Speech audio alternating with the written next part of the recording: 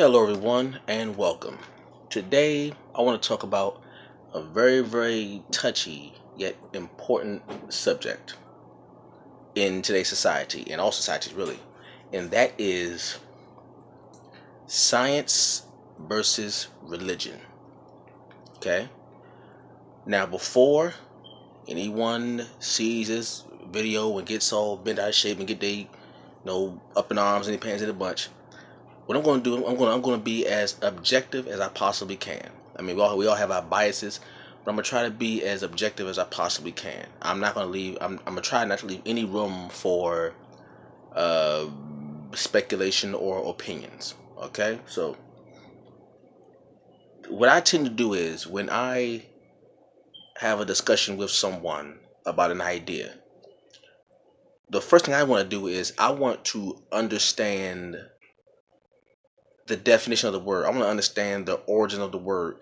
That way, we can at least have something concrete to stand on when we have a discussion, if we ever have a discussion. And I've had discussion between science and religion before plenty of times, and it usually doesn't go far because the person tends to want to be very, put their opinion into it. Okay, and I understand that, but for the most part, I try to stay away from it because I understand that when it comes to religion, everyone has their own personal feelings and belief with that, so it's a very touchy subject. So I try to stay away from it. But if I do have that discussion, I try to be as objective as I can, based on the facts, based on the evidence presented forth, like the use of the word, the origin of the word, what the word actually means, instead of what people think it means, what it actually means. Okay, that's why I go for the origin. So that's what I'm gonna do. When it comes to science and religion, you know, people have been debating this, have been fighting this, have literally gone to war over these two things. How they should be separated, or put together. Society should be governed like a theocracy, or it should be governed more scientifically based off of evidence, not speculation, things of that nature. And in my opinion, they both have their place in society. They both have their place in society. However, there are parts of society where they do not have their place. Okay, especially when it comes to religion. A lot of people, the whole big debate about having religion being taught in a science class. That has a lot of people up in arms, and I understand that. I personally don't agree with having religion inside of a science class, and that's my belief. But I'm gonna try to back it up with evidence of like the definition. So let's look up the word. Let's look up the word religion. Okay, let's look up the word religion. If you look up the origin of the word religion, it's an old French word gone into a Latin word. So you have religiare and religio. Okay, religiare means to bind. To bind means to hold, to keep still, to to hold. Okay. Religio, where the word is more transformed to the modern form, means obligation, bond, or reverence. So the key word is bond and bind, because you have those two words are synonymous. Obligation, you are metaphorically bonded to something, but a bond and bind can be literal or figuratively holding, like to hold something. To bind means to hold something. To bond means to hold something together. When you bond or you bind, like bond, well, pretty much bind is the past tense of bond. Okay, so that's what it means, and then it goes into religion, and it has religion, life under monastic vows, in Middle English. Okay, now it says Middle English originally in the sense of life under monastic vows, like monastery, like priest. From Old French or from Latin religio, religion, and now obligation, bond, reverence, perhaps based in Latin, religare, to bind. Okay? Now, here is the actual definition. Definition of religion. So, as you see here, something to bind. Okay? So, you say, well, religion, well, when someone is religious, you could say, okay, what are you bound to? What are you bound to in religion?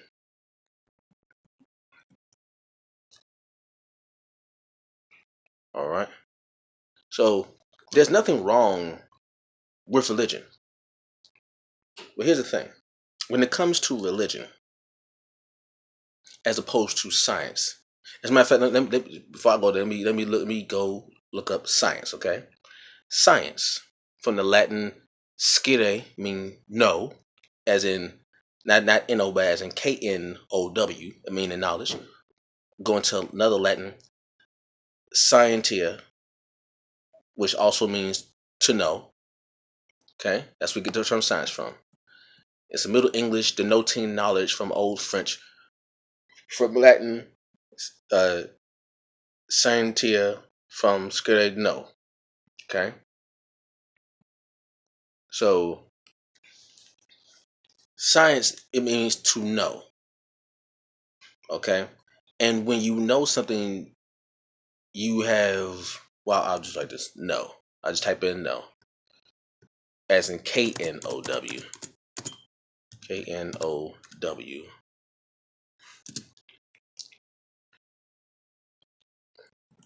Okay, now, know is a Germanic Old English uh, Snewa, and I can't pronounce all that, but it means to recognize or identify.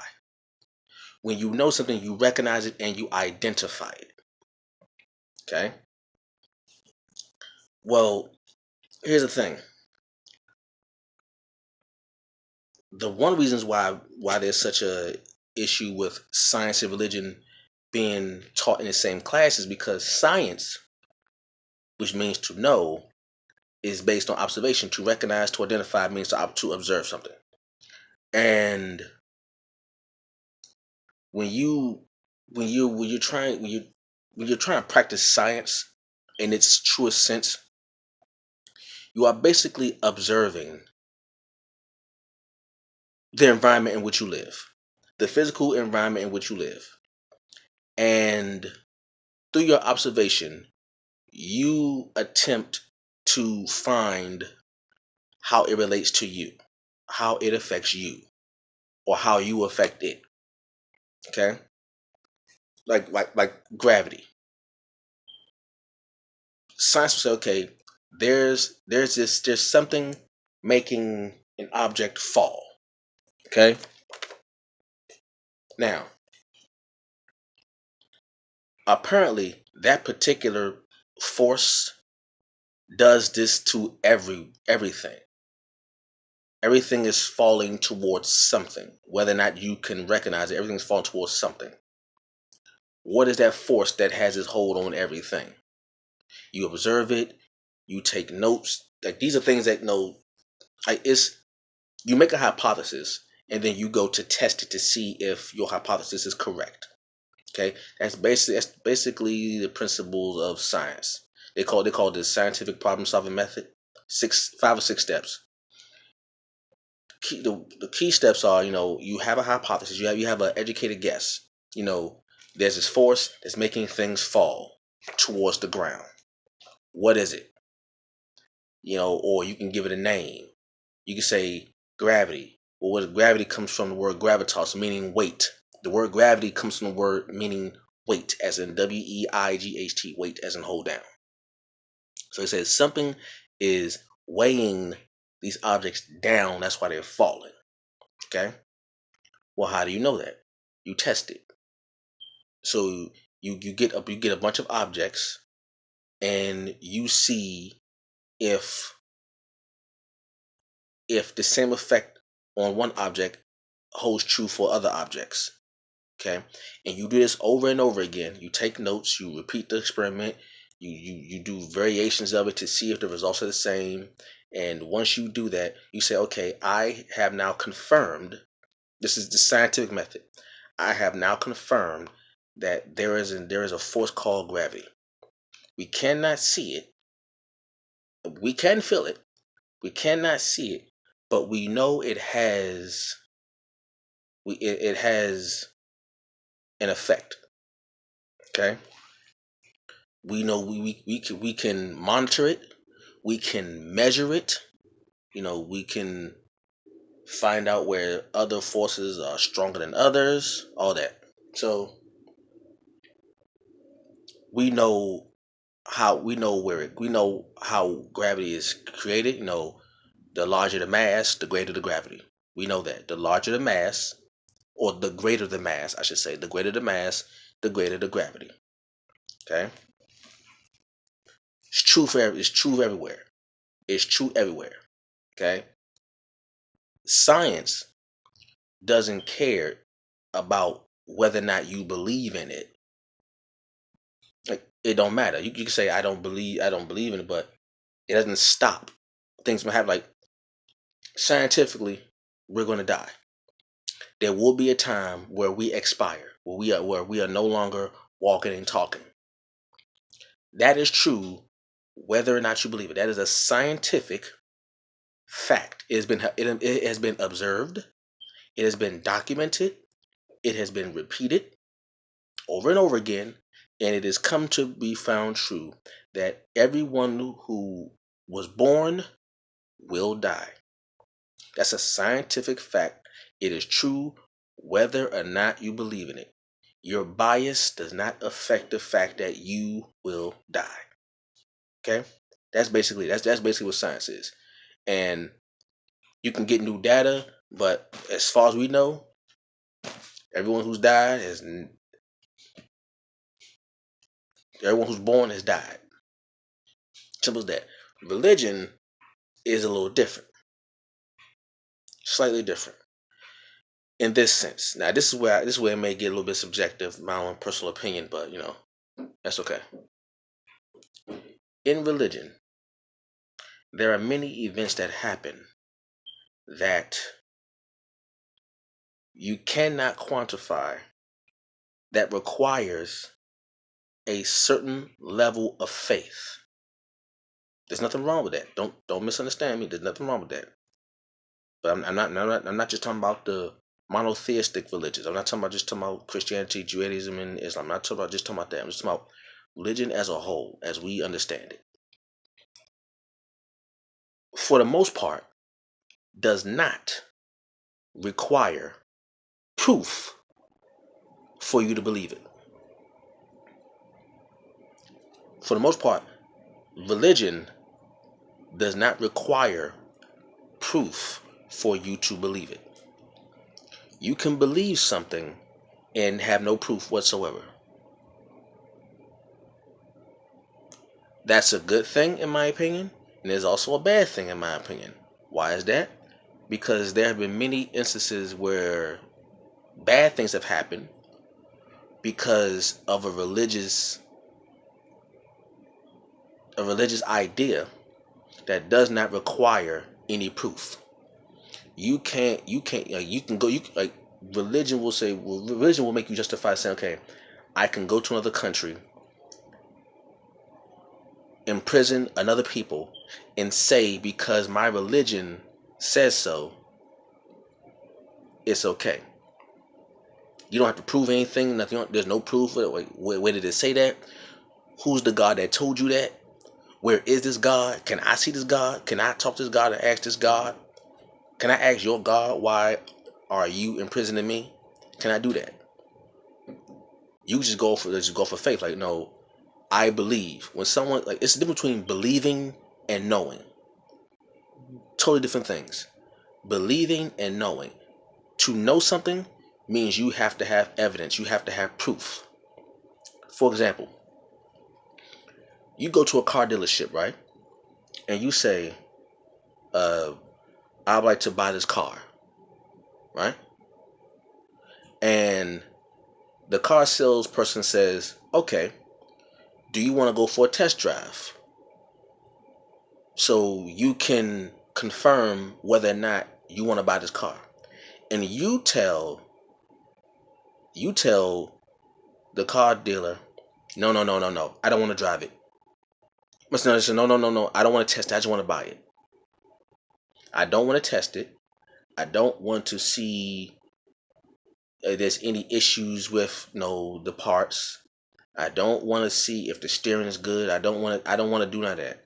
I'm just going to go off of faith, and I'm going to believe that the car that you have works. No person on this planet will do that. If someone says, if someone's is like, it's the reason why every time you order food, you check it first. Why do you check your food before you eat it when you order food? Why? Because you want to confirm scientifically by observing that whatever you pay for is there. If there's anything missing, you can verify that something is missing. You can tell the person, excuse me, I ordered such and such, and I didn't get everything that I paid for. That is the scientific mind. Now, if someone came to you and said, okay, you ordered your food, here goes your food. Okay, is everything here? Yes. Well, can I check it? No, no, no. Just take the food. Just have faith that what you ordered is there. You're gonna look at that page. We're gonna look at that person like they got three heads. Like, you serious? You really gonna tell me to have faith that the food that I ordered is here? No, you're not gonna do that. Not only will you not do that, you'll get upset and you'll tell the person, you must be crazy to think that I'm gonna just take your word for it. That I'm gonna have faith in your word that the food that whatever I order is there. It's the same thing with religion. Religion, for the most part, does not require proof. That's what faith is. Faith. Faith is simply information without proof. You have information, yet you don't verify it. You believe that the information that you have encountered is true. That's where science and religion has its mix up, especially in the classrooms. Because if you're trying to teach students objectively, without any bias, about the world in which they live, the one thing you cannot do is tell them to believe. Because math, you can't believe that 1 + 1 is 2. You have to prove that it's 1 + 1 is 2. Math, you don't do that. Math requires proof. Science requires proof. All the subjects that you teach in school requires proof. You can believe it. You can say, yes, I believe that it is. Okay, you believe that it is. Can you prove it? Because once you prove something, you no longer believe. I'm going to say it again. Once you prove something, you no longer believe. And somebody will hear like, what do you mean? What's that? That don't make sense. Pay attention. If you believe something, that means you may want something to be true or false, but you have no proof. You believe it to be true or false, but you have no proof of it. Okay, to verify or confirm. To deny or confirm. Once you have proven that that thing is either true or false, you no longer believe it. I don't ever have to believe that in the springtime it will rain. I don't ever have to believe that in the summertime it is hot. I never have to believe it. Why? Because it has been verified time and time after again that that happens. In the wintertime it gets cold. I don't have to believe that. I never have to believe that, oh, will it ever get cold in the wintertime? I don't have to believe that. I know it will. I don't ever have to believe that in the summertime it's going to be hot. I don't have to believe that. I can say, man, I believe sometimes it's going to be hot. I don't have to believe that. I know that. I know that the summertime will be hot. How do I know this? By records being kept, by my own personal observation, and my observation being confirmed by others' observation, because I'm not the only one who said in summertime it's hot. We all felt the same thing in summertime, right? Right. And depending on where you are in the world, that may change. But if you say, okay, wintertime, cold, summertime, hot, autumn, the leaves fall, spring, things grow back. At no point in time do I ever have to believe any of that. I know it to be true. It has been confirmed countless times. Okay, that's different between religion and science. Now, when you put that now here's the thing. There's nothing wrong with belief. There's nothing wrong with believing. I believe that everyone should have something that they believe in strongly. But here's the thing.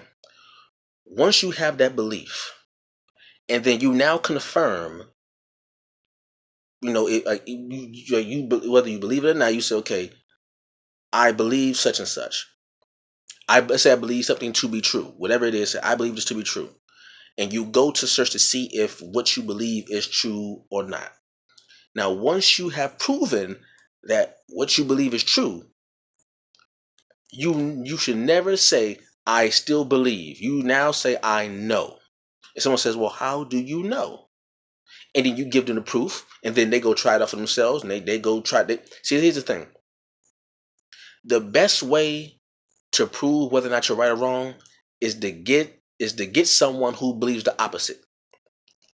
That's what you do. You find someone who believes the opposite of what you believe and what you have proven. And if they try to debunk what you say or what you have shown,